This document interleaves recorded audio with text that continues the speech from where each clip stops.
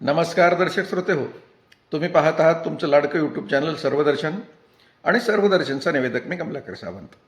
मंडळी, दररोजच आपण चर्चा तुमची आमची या विषयामध्ये आपण यापूर्वी एखादा एपिसोड दिला असला तर त्यावर तुमच्याकडून झालेल्या चर्चेच्या मुद्द्यावर नवीन एपिसोड घेत असतो.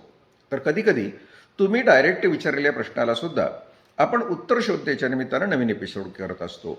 मंडळी, असंच झालं. आज सकाळी गोरख गुळवे यांनी एक प्रश्न विचारला आहे. ते असं म्हणतात, जेफ्री एफस्टाईन फाईल्स म्हणजे नेमकं काय? या जेफ्री एफस्टाईन फाईल्सच्या संदर्भामध्ये सर्व प्रकारच्या संवाद माध्यमामध्ये आणि दूरस्थ माध्यमामध्ये मोठी चर्चा चालू आहे आणि सर्वसामान्य माणसाला या फाईल्सबद्दल कुठलीही माहिती नाही. कृपया ह्या फाईलचं नाव काय आणि नेमकं काय घडतंय हे आम्हाला सांगावं. चला तर आपण तुमच्या या विचारण्यावरून आमच्या तज्ज्ञ समितीकडं तुमचा प्रश्न पाठवला आणि त्यांनी जी माहिती दिली ती माहिती आता आपण ऐकून घेऊया. दर्शक श्रोते हो, जेफ्री एपस्टाईन हा अमेरिकेतील एक गर्भश्रीमंत वित्तपुरवठादार फायनान्सर होता, ज्यावर मानवी तस्करी आणि अल्पवयीन मुलींच्या लैंगिक शोषणाचे गंभीर आरोप होते. 2025 आणि 2026मध्ये सार्वजनिक करण्यात आलेल्या एपस्टाईन फाईल्समध्ये या प्रकरणाशी संबंधित अनेक खळबळजनक माहिती समोर आली आहे. या फाईल्समध्ये प्रामुख्यानं ज्या बाबींचा उल्लेख करण्यात आला आहे त्यामध्ये 30 लाखाहून अधिक दस्तऐवज आता उपलब्ध आहेत. अमेरिकेच्या न्याय विभागाने एपस्टाईन फाईल्स ट्रान्सफरन्सी ॲक्ट अंतर्गत सुमारे 30 लाख कागदपत्रे आणि ईमेल आणि न्यायालयीन नोंदी सार्वजनिक केल्या आहेत. यामध्ये एपस्टाईन कॉन्टॅक्ट बुक, ज्याला ब्लॅक बुक असं म्हटलं जातं, आणि त्याच्या खाजगी विमानाचे फ्लाईट लॉग्स, कोणी कुठे प्रवास केला याच्या नोंदी यांचा समावेश आहे. एकंदरीत बघितलं तर दुसरा मुद्दा असा आहे की बड्या हस्तीची नावं आणि त्यामध्ये फोटो आहेत. या फाईल्समध्ये जगभरातील प्रभावशाली नेत्यांचे आणि उद्योगपतींचे आणि सेलिब्रिटींचे उल्लेख किंवा फोटो आहेत. काही प्रमुख नावे त्याच्यामध्ये राजकारणी लोकांमध्ये अमेरिकेचे माजी राष्ट्राध्यक्ष बिल क्लिंटन आणि सध्याचे राष्ट्राध्यक्ष डोनाल्ड ट्रम्प, ब्रिटिश राजघराण्यामध्ये प्रिन्स अँड्र्यू, ज्यांना या संदर्भात अलीकडेच अटक झाल्याच्या बातम्या आहेत. त्यानंतर उद्योजक आणि इतरमध्ये बिल गेट्स, मायकल जॅक्सन जो पॉप स्टार होता, आणि अनेक नामांकित व्यक्तींचा उल्लेख त्याच्यामध्ये दिसतो. खरं तर महत्त्वाची गोष्ट आहे की नाव असणे म्हणजे तो व्यक्ती गुन्हेगार आहेच असे नाही, परंतु त्यांचे एपस्टाईनशी सामाजिक किंवा व्यावसायिक संबंध होते हे यातून स्पष्ट दिसते आहे. जर आपण तिसरा मुद्दा विचार केला तर गुन्ह्याच्या तपशिलाचा. रेड रूम, एपस्टाईनच्या पॅरिसमधील फ्लॅटमध्ये एक रेड रूम होती जिथे भयंकर लैंगिक गुन्हे घडायचे असे या फाईल्समध्ये नमूद आहे. पीडितांचे जबाब, अनेक अल्पवयीन मुलींचे जबाब या फाईल्समध्ये आहेत, ज्यांनी त्यांना लैंगिक शोषणासाठी कसे प्रवृत्त गेले हे सांगितले आहे. आणि अश्लील साहित्य तपासादरम्यान हजारो आक्षेपार्ह व्हिडिओ आणि फोटो जप्त करण्यात आले होते.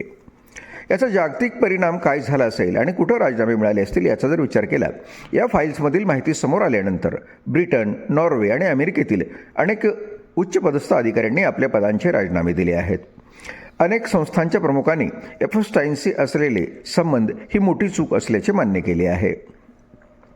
भारतात होत असलेल्या दाव्यांचा विचार केला तर भारतीय नेत्यांमध्ये सध्या विद्यमान वेगवेगळ्या पदावर असलेले किंवा सत्ताधारी किंवा विरोधी कोणतेही नेते यांचा याच्याशी संबंध समोर आलेला नाही.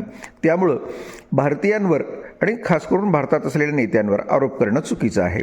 या प्रकरणातील काही माहिती अद्यापही रिडॅक्ट म्हणजे संपादित केलेली आहे, कारण त्यामध्ये पीडितांची ओळख किंवा राष्ट्रीय सुरक्षेशी संबंधित संवेदनशील माहितीसुद्धा असू शकते. या गोष्टीचा विचार करता आणखी एक बघण्यासारखी गोष्ट आहे की तुम्हाला असं वाटेल की ज्या जेफ्री एपस्टाईनचा सातत्यानं उल्लेख होतो आहे ती व्यक्ती कोण आहे, तर जेफ्री एपस्टाईन हा अमेरिकेतील एक अत्यंत श्रीमंत आणि शक्तिशाली वित्तपुरवठादार होता.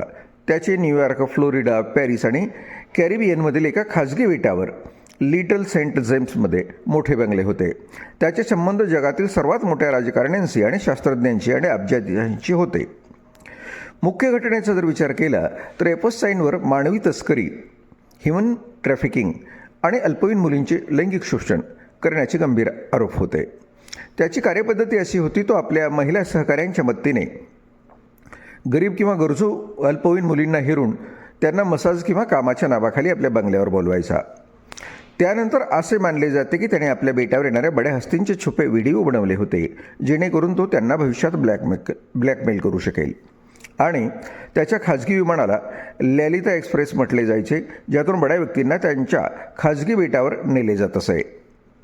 कायदेशीर घटनाक्रम जर बघितला आपण तर तो असा आहे की 2008च्या सौम्य करार 2008मध्ये त्याच्यावर पहिल्यांदा आरोप झाले, पण आपल्या प्रभावाचा वापर करून त्याने एक अतिशय सौम्य शिक्षा मिळवली.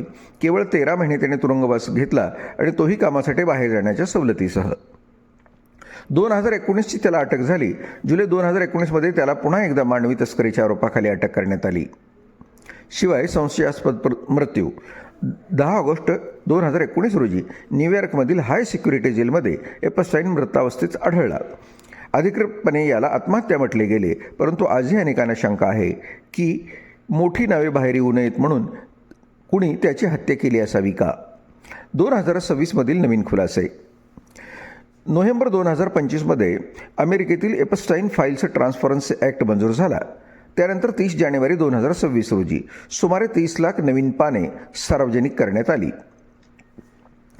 खास करून ब्रिटिश राजकारण्याला त्याचा धक्का बसला. नुकतीच फेब्रुवारी 2026मध्ये ब्रिटनचे प्रिन्स अँड्र्यू यांना या प्रकरणाशी संबंधित कागदपत्रांच्या आधारे आणि सरकारी पदाचा गैरवापर केल्याच्या संशयावरून अटक झाल्याच्या बातम्यांनी जगभरामध्ये खळबळ उडाली आहे. बड्या हस्तींचे राजीनामे. या फाईल्समध्ये नाव आल्यामुळे जागतिक स्तरावरील अनेक बँकांचे प्रमुख, डॉक्टर आणि राजकारण्यांनी आपले राजीनामे दिले आहेत. फाईल्समध्ये काय आहे? फाईल्समध्ये व्हिडिओ आणि फोटो आहेत. 1,80,000हून अधिक फोटो आणि 2,000 व्हिडिओ यामध्ये यांचा समाविष्ट आहे. Flight logs. त्याच्या विमानातून कोणी प्रवास केला त्याची संपूर्ण तारीखवार माहिती आहे. आणि गुपित आर्थिक व्यवहार. मोठ्या बँकांनी उदाहरणार्थ डॉइश बँक एपस्टाईनला गुन्हेगारी कृत्य करूनही कशी मदत केली याचे पुरावे त्यामध्ये दिसतात. मंडळी, महत्त्वाचं म्हणजे या फाईल्समध्ये एखाद्याचं नाव असणं म्हणजे तो प्रत्यक्षात गुन्हेगार आहेच असं नाही. मात्र पीडित मुलींनी ज्यावर थेट आरोप केले आहेत अशा व्यक्तींवर आता जगभरात कारवाई सुरू आहे.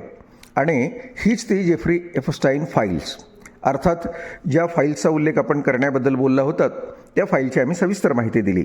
आपल्यालाही माहिती कशी वाटली बघा, आणि योग्य वाटली तर माहिती छान आहे असं आपल्या संदेशात लिहा. आणि मंडळी, तुम्हाला एक छोटीशी विनंती आहे.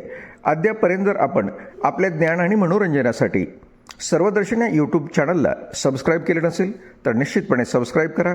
आवडलेले सगळे व्हिडिओ लाईक करा आणि आपल्या मित्रांसाठी आणि सहकाऱ्यांसाठी शेअरसुद्धा करा. धन्यवाद.